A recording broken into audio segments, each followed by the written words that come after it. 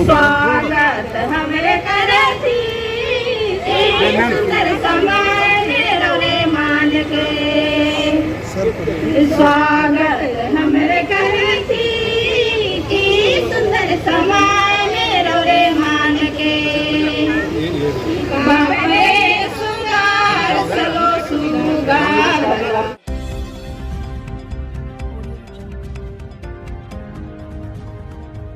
बता दूं कि यहाँ पर एक बैनर लगा हुआ है जिसमें लिखा हुआ है आदिवासी दिवस। आदिवासी दिवस जो है वो 9 अगस्त को मनाया गया, क्योंकि सर का ऐसा कहना है कि पार्लियामेंट चल रहा था, संसद चल रहा था, तो इस वजह से वो नहीं मना पाए, जिसकी वजह से वो आज 12 अगस्त को उसको सेलिब्रेट करें। बातचीत करेंगे सर से।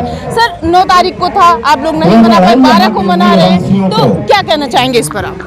पहला है विश्व आदिवासी दिवस के लिए हम सभी आदिवासी भाइयों बहनों को हमारा हार्दिक बधाई है, शुभकामनाएं है।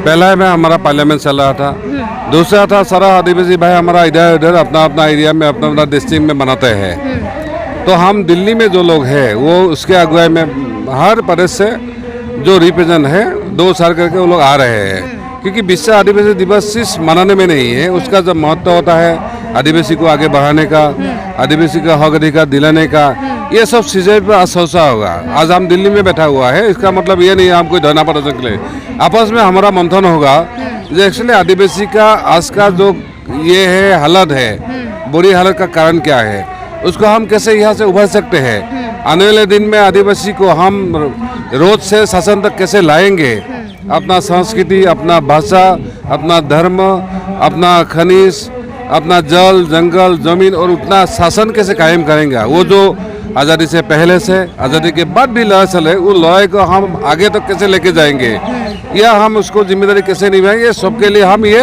मंथन होगा एक्चुअली। और इसमें और महत्वपूर्ण बात है, यहाँ हम तो MP है ही है, हमारा ये जो ऑल इंडिया आदिवासी वेलफेयर ऑर्गेनाइजेशन भी है, बहुजन सचेतन मंच भी है, और उसके साथ साथ हमारा आदिवासी एकता परिषद में एक बड़ा सामाजिक सांस्कृतिक संगठन है आदिवासी का, उसका महिला विभाग भी यहाँ आया हुआ है। और इवन आज के डेट में मणिपुर इश्यू के लेके बहुत सारे लोग इधर उधर से दिल्ली पैदल आ रहे हैं, वो भी प्रोग्राम कर रहा था, लेकिन गवर्नमेंट ने किसी कारण उसको परमिशन नहीं दिया, वो लोग भी शहर हमारा दर में शामिल हो गए। तो मतलब आज का डेट में आदिवासी जागरूक है। आप देखिए 9 अगस्त को जो समारोह मना रहे हैं, हजारों लाखों लोग सड़क पे ये पे त्योहार लगातार आप जो है वो आदिवासी के लिए खड़े रहते हैं, महिलाओं के लिए खड़े रहते हैं, सरकार भी क्या आप लोगों के साथ खड़ी हुई है, आप लोगों के साथ काम कर रही है? देखिए मुझे लगता है आज सरकार को थोड़ा मालूम पड़ गया है आदिवासी क्या है और वो लोग क्या करने वाला है। तो हमारा मतलब वही पे है, जिस दिन हीरा भाई दिल्ली से बोलेगा वो उधर का चीफ मिनिस्टर हो चाहे जो भी हो, उसको कुर्सी हिलना है। जिस दिन ये होगा तो भी मुझे लगता है आदिवासी का इश्यू पे सुनेगा भी, आदिवासी का इश्यू ये सोल्व भी होगा, एड्रेस भी होगा।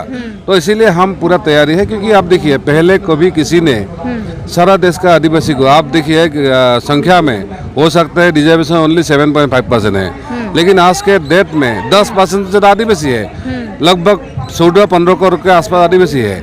अगर उसको हम लोग एक कर पाएंगे तो जरूर उनका इशू एड्रेस होगा, चाहे जो भी पार्टी हो। हमारा है आदिवासी के लिए एक एजेंडा सेट करना है, वो एजेंडा किसने आगे बढ़ाएगा वो दूसरा बात है, उसको हम भी आगे बढ़ाएंगे, दूसरा पार्टी वाला भी आगे बढ़े। लेकिन आप देखिए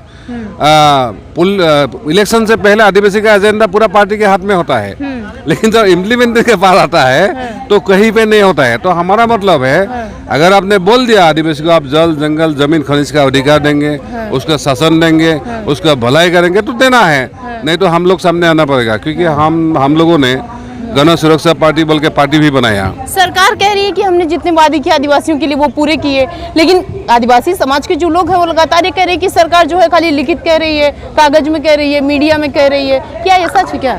मैडम देखिए, आज तो आप दिन भर रहेगा, हमारा लोगों को आप सुनेगा, और आप भी अवेयर इंसान है, जिम्मेदार नागरिक है, आप मीडिया पकड़ते हैं, आपको पता होता है क्या इम्प्लीमेंट होता है क्या नहीं इम्प्लीमेंट। देखिए मोदी जी अमित शाह जी कितना से लाया पार्लियामेंट में, जो मणिपुर का इशू डाइवर्ट हो गया, लेकिन अगर ग्राउंड में जाएगा, हम विरोधी का इसलिए बोलते हैं ना मैं इधर का हूँ ना इधर, क्योंकि विरोधी भी मोदी का साल में फंस गया है, या वो विरोधी भी मोदी की जाल में फंस गया, ये कैसे जाल में फंस गया, या वो लोग भी वही चाहते हैं। असली मणिपुर का इशू गुम हो गया। दूसरा है जो डेवलपमेंट का बात बोलते हैं, आप देखिए मोदी जी का सपना का या फ्लैगशिप प्रोग्राम था स्वच्छ भारत का, ये टॉयलेट बनाने का। आप कहीं भी जाएगा धरातल में, मुझे आप मैडम बनाए हैं 4,000-5,000 में टॉयलेट होता है क्या?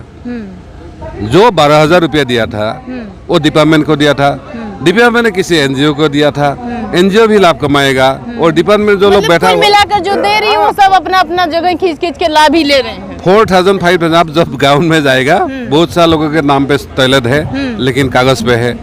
दूसरा है बहुत सारे लोगों का घर में टॉयलेट है, वो शौचालय नहीं है, मतलब नाम पे शौचालय, उसमें कोई सामान रखने का काम किया है। सर एक बात बताइए, अभी राहुल गांधी जो है वो चर्चा में है, तो वो लगातार कभी कुछ कहते हैं, जो चर्चा है वो आप भी जानते हैं, तो आप कह रहे हैं कि विपक्ष उनके साथ हो गया है, लेकिन वो तो लगातार खिलाफ ही बोल रहे हैं ना, वो तो मणिपुर का जिक्र कर ही रहे हैं। देखिए, मैं जिस क्षेत्र से आता हूँ, मैंने पार्लियामेंट में बोला है, यह 3 महीना होने वाला है मणिपुर में, मैंने उधर 30 साल चला था। ऐसा ही बहुत सारे नेता, राहुल हो, मोदी हो, पीएम हो, सीएम हो, सबने जाके सिर्फ रोया धोया ड्रामा किया, कुछ बदला नहीं। जिस दिन उधर का लोगों ने हमको कैंडिडेट उतारा और हीरा भाई को दिल्ली में पहुंचा दिया, उसी दिन के बाद यहाँ का जो ये है लड़ाई झगड़ा धीरे धीरे खत्म होके आज लगभग खत्म है। तो मैं यही बोला हूँ, जिस दिन तक पार्लियामेंट में सच्चाई नहीं आएगा, जिस दिन सब कुछ उजागर नहीं होगा, क्योंकि मेरा उधर में जो एमपी था हमारा, वो कोई अगर मारामारी होता दिल्ली में, वो साथ निकाल के घुमाता है पार्लियामेंट में और बोलता है हमके वायलेंस चाहिए, और कुछ लोग बोलता है साला बांग्लादेशी को मार दिया, लेकिन जो 50,000 से ज़्यादा लोग मारा गया कोई बांग्लादेशी नहीं था, वो हमारा देश का ही, हमारा बीटीसी का, हमारा असम का ही लोग था। चाहे कोई ब्राह्मण भी हो सकता है, चाहे कोई आदिवासी, दलित, कोई बंगाली, कोई मुस्लिम, ये लोग था। ये कोई मतलब सीधा सीधा आपका कहने का मतलब है कि मीडिया में बाकी सब जगह तो ये खत्म हो गया है कि मणिपुर शांत हो गया, लेकिन अभी भी अंदर से वैसे ही चल रहा, बहुत ऐसे, और सिचुएशन खराब से खराब होते गया है। सिचुएशन खराब से अब अभी और खराब हो गया। अब ऑफलाइन में आप बात करेंगे, चाहे बीजेपी हो, चाहे कांग्रेस हो, चाहे जो भी हो, आपको पता चले। इवन आपके पास बहुत सारा हमारा जवान का फोन नंबर है उधर का, असम का, मतलब इंडिया का, जो अभी डिप्लॉय है उसमें, एक बार उसको फोन करके पूछिएगा हालत क्या है, तो आप पता चल जाएगा। जिस तरीके के हालात अभी हैं, देखिए कुछ लोगों को सस्पेंड भी कर रहे हैं, साइड में कर रहे हैं, तो क्या ये विपक्ष को दबा रहे हैं क्या? देखिए, ये पार्लियामेंट, मैं नहीं बोलूँगा पार्लियामेंट से आप उम्मीद मत रखिए, पार्लियामेंट में उम्मीद रखिए, लेकिन पार्लियामेंट अभी जिस तरह हमारे आम लोगों के लिए यूज होना है वो नहीं हुआ है। मैंने पार्लियामेंट बोला है, अगर विपक्ष चिल्लाएगा उससे ऊपर वो चिल्लाएगा।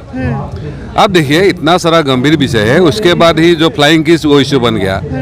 अगर सेशन का 1 महीना सेशन में जो इधर हुआ उधर हुआ, उसके बाद अगर सिर्फ फ्लाइंग किस इश्यू बन गया, तो ना स्मृति ईरानी सीरियस है, ना राहुल गांधी सीरियस है, ना बीजेपी गवर्नमेंट सीरियस है, ना इंडिया सीरियस है। तो असली जो मुद्दा है, आज देखिए पार्लियामेंट में अगर मोदी राहुल नहीं चिल्लाता, अगर सब ने एमपी ने बोल के अगर रोजगार चिल्लाता, मुझे लगता है देश का 130 करोड़ लोग आपको बार शाबाशी देता। लेकिन वो क्या चिल्लाता है, वो बीजेपी वाला चिल्लाएगा मोदी, इंडिया वाला चिल्लाएगा राहुल, इंडिया। अगर आप रोजगार चिल्लाता, तो शायद मुझे लगता है सारा देश, सारा लोग खुश होता। वो तो लगातार जो है विपक्ष को, ये जो विपक्ष है वो बताने की कोशिश कर रहा है कि मणिपुर पर अभी आप शांत हैं। देखिए, इसलिए उन्होंने क्या बोला, मणिपुर में अभी नहीं, उससे पहले भी हुआ था, मतलब वो गिनता था कब हुआ, कितना हुआ, कैसे हुआ, कितना हुआ। मैंने बोला ना, मेरा क्षेत्र ऐसा था जो 30 साल के लिए मणिपुर बन गया था, एपी सेंटर बन गया था, लेकिन आज वह खत्म है।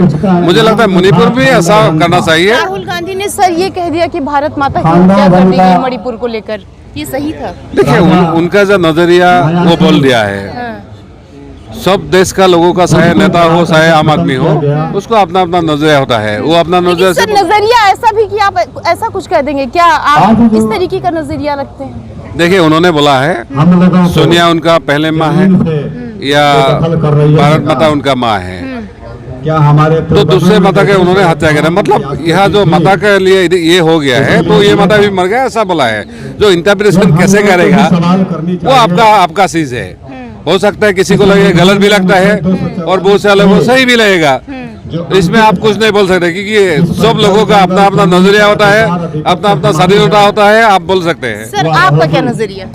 देखिए, मैं राहुल गांधी मोदी जी के लिए बोलेंगे नहीं, लेकिन मैंने क्लियरली बोला है, चाहे इंडिया हो चाहे एनडीए हो, सब लोग फेल है मणिपुर में। सारा सिस्टम फेल है। सारा हमारा देश का पॉलिटिकल जो लोग हैं वो समझ नहीं पाए हैं। Even of the line Congress का जो लोग गया है, उन्होंने हमको बोला दादा वहाँ हाल खराब है। तो क्या ये से आसमानी बातें कर रहे हैं? वो कह रहे हैं हमारी सरकार तीसरी बार आएगी, हम ये कर देंगे। कोई कह रहा है एपी बार हम आएंगे, ये कर देंगे। हवा हवा में बोल रहे हैं क्या? देखिए, जब आप एक फुटबॉल मैच खेलेगा उसमें दो पार्टी होता है, सामने कुछ प्रोटेक्शन के लिए होता है और इधर कुछ गोल देने के लिए होता है। अगर ये वाला गोल बॉल लेके गया, सामने कोई नहीं है, तो गोल तो यही पूछेगा।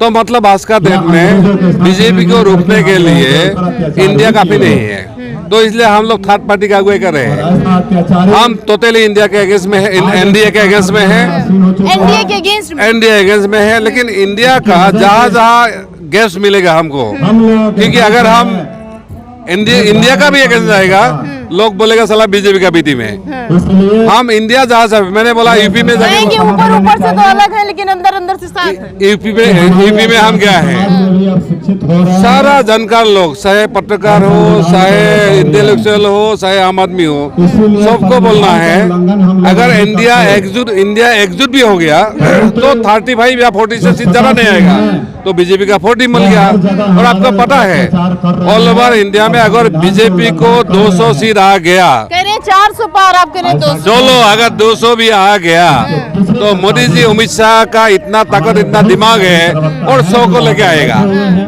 तो इसलिए अगर एनडीए को रुकना है, उसको 100 या 150 के नीचे रुकना है, तो इसके लिए यूपी अहम है। इसलिए हम गण सुरक्षा पार्टी और तमाम हमारा आइडिया हो, आईपीआरएफ हो, जो छोटा छोटा पार्टी का समूह है, सबको लेके हम तैयारी है।